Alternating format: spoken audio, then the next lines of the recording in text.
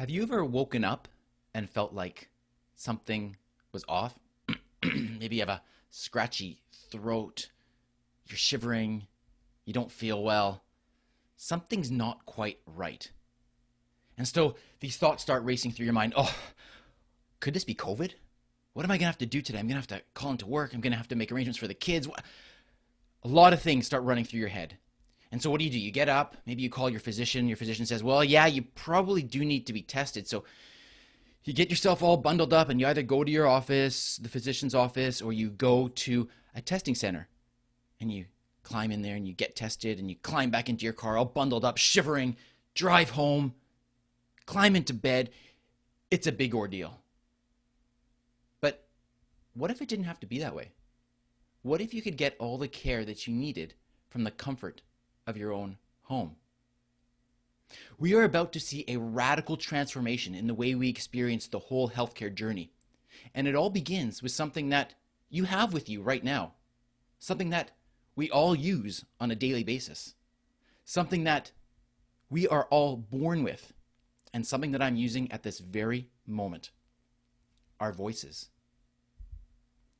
My name's Teri Fisher. I'm a physician and a clinical assistant professor at the University of British Columbia, and I'm a big voice enthusiast. In fact, a couple of years ago, I was so interested in this topic that I started a podcast and a blog called Voice First Health, which is now the leading podcast at the intersection of voice technology and healthcare. Now, I'm going to give you a little bit of a trip down memory lane here, and I'm going to date myself a little bit. But I can remember when I was about 10 years old, I came home from school, and being the big techie and the kid that loved every single gadget that there was, I was so excited when my parents said, we bought the latest device. And I thought, what is this? So I ran into the office, and there, sitting on the desk, was a screen sitting on top of a box with a keyboard attached to it. What was it? It was our very first personal computer, a Tandy computer from Radio Shack. And I sat down, and you remember what this is like. Some of you may remember this. We put a 5¼ inch floppy disk in there, and we'd turn it on, and then we would just wait patiently while MS-DOS loaded. And I sat down, and I started typing. And for the life of me, I can't remember what I typed, but I spent hours typing something.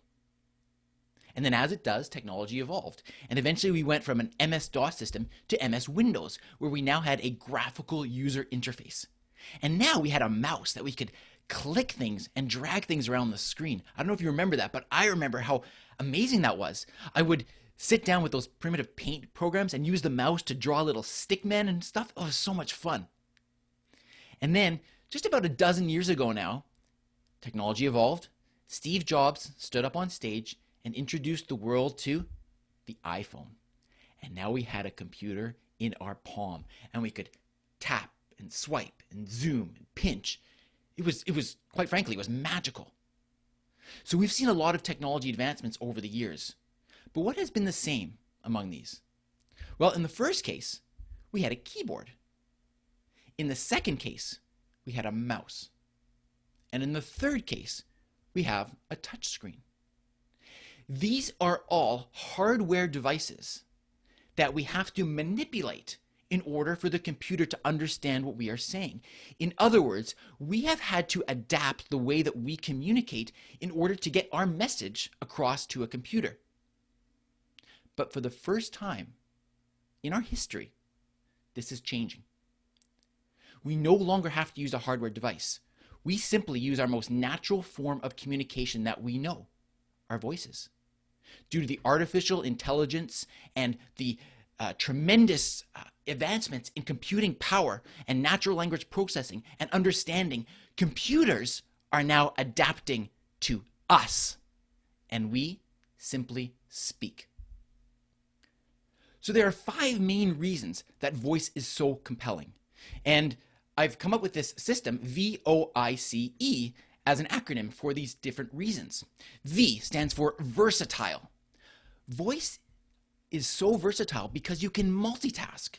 You can bathe your kids and you can speak. You can use your voice while you're working out. You can use your voice while you're driving, but we certainly shouldn't be texting, typing, so you name it while we're driving. So voice allows us to multitask. We can do almost anything at the same time as speaking and listening. O stands for omnipresent. If I'm standing in the middle of that forest, I'm surrounded by those trees. Just the same way a voice, if someone speaks to you, you're surrounded by that audio. Someone can be behind me and call my name, and I'm aware of that. And because of that, voice is always on and available. It completely envelopes us. Innate. What is the very first thing that a baby does when a baby is born? It cries. It uses its voice. There is no learning involved with this. It is instinctual. I've yet to see a baby pick up the phone and text its mom a milk emoji saying, "Hey, I'm hungry, Mom." Who knows? Maybe that's coming. But for now, voice is innate. It is instinctual. It's the most natural way that we know how to communicate with each other. C stands for contextual. How many of you have ever received or sent an email and the meaning was lost because the person or you didn't understand the tone that this was being written in? The amazing thing about voice is that you can hear if I'm excited or happy, or you can hear if I'm not too engaging. Voice is expressive. Variations in the way we speak are situational, and this part's important and can reflect emotional or physical states. Extremely important in healthcare. And finally, E stands for efficient. Just as an example, typing, the average person can type at about 40 words per minute. The average person speaks at about 150 words per minute, 3 to 4 times faster. And if you can do something faster and it's more efficient and it's contextual and you can get your message across, I'm all for that. So E, voice saves us time, and time is one of the most valuable commodities that we possess. And so for these reasons, I believe that we are about to experience the biggest technological paradigm shift since the internet itself. Now, what does this mean for healthcare? Well, what I've just described is potentially a scenario where this voice that we possess and the devices that can speak back to us, devices like Amazon Alexa, Google Assistant, Microsoft Cortana, Samsung Bixby. By the way, these devices are the most rapidly adopted consumer device in our history, faster even than the mobile phone. And so, could these devices act as a healthcare team for us? And we simply have discussions with these devices in our homes? What if we could take a whole healthcare team and simply place them inside a device like this in your home? Well, what does that mean? Let me give you a couple of specific examples. Here's a simple one. Let's say that you are chopping up some beautiful fresh onions for a salad. Chop, chop, chop, and all of a sudden you miss and you cut your finger. Well, it's not exactly easy to go running around trying to find the first aid manual when you are bleeding. But what if you could simply talk to your device and say, "Hey, I cut my finger, what do I do?" And the device just simply told you what to do. Think about other first aid scenarios. Maybe you get a bee sting. Maybe you've got a burn. Or maybe you're performing CPR and you need some help with that. And you just simply say to your device, "I got to do CPR, what do I do?" And it walks you through it.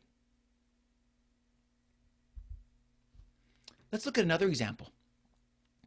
Let's say that you have an aging parent and they want to maintain their independence, but they are becoming forgetful and they need some extra support to live on their own. Perhaps they're experiencing a sense of loneliness or isolation as well. Well, what if the device could be by their side? And when they wake up in the morning, the device says, "Hey, how did you sleep last night?" And the person says, "Oh, I slept quite well, thank you." And the device says, "That's great. Have you taken your medications today? Because you're due to take your blue pill at 9 a.m. And by the way, you have a meeting or an appointment today at 2 p.m. I'll remind you about 15 minutes before that your son is coming to pick you up." There's some research that shows that having these devices in these homes for these elderly people are actually a source of companionship as well. Imagine if these devices could act like a care aid, and just imagine if they could actually help someone to live in their home independently that much longer. Another example. What about chronic diseases like diabetes, or somebody that's just returning home from the hospital after having a hip replacement or a knee replacement? How can these devices help with that? Well, typically, if you have a chronic disease, this is part of your life. These diseases are things that you live with 24 hours a day, 7 days a week. But yet you only get to see your healthcare provider a fraction of that time. So what if these devices could be a surrogate for your healthcare provider? What if you had some questions and you needed to ask, something you were unsure about, or something to track your progress in your disease management? Maybe it tracks your blood sugars and all you have to do is speak to it. And what if the artificial intelligence was smart enough and tracked changes in your health status to be able to proactively alert you before you run into serious problems? All of these things that I'm talking about are already happening today. And this doesn't even get into the part that I find the most fascinating. The best way to explain this is to think of the analogy of voice with digital photography. When you capture a digital photograph, hopefully, in addition to capturing that beautiful image, you actually also capture data known as metadata. This includes things such as what camera you used, what aperture setting you had, the shutter speed, maybe GPS coordinates, and so on. Well, when we speak, we are also generating huge amounts of data beyond just the words that we say. This is typically known as vocal biomarkers. And let me give you an example. Let's say my son comes home from school one day and I say, "How was school?" And he says to me, "It was great." That's got one meaning. And when he comes home from school the next day and I say, "How was school today?" and he says to me, "It was great." The exact same words, completely different meaning. And if you can start to identify the differences in the speech, and you can, based on rhythm, intensity, prosody, and various other variables, you can start to tease out patterns. And these devices, using the artificial intelligent algorithms, can start to detect changes in mood. They can also start to detect changes in cognition that you may experience if someone starts to have Parkinson's, Alzheimer's, or other similar problems. There was a study done by the Mayo Clinic that showed a statistically significant correlation between the way someone speaks and their risk of coronary artery disease. And there is research going on right now as we speak on being able to identify and diagnose COVID-19 based on the way somebody is speaking and coughing. This is going on right now.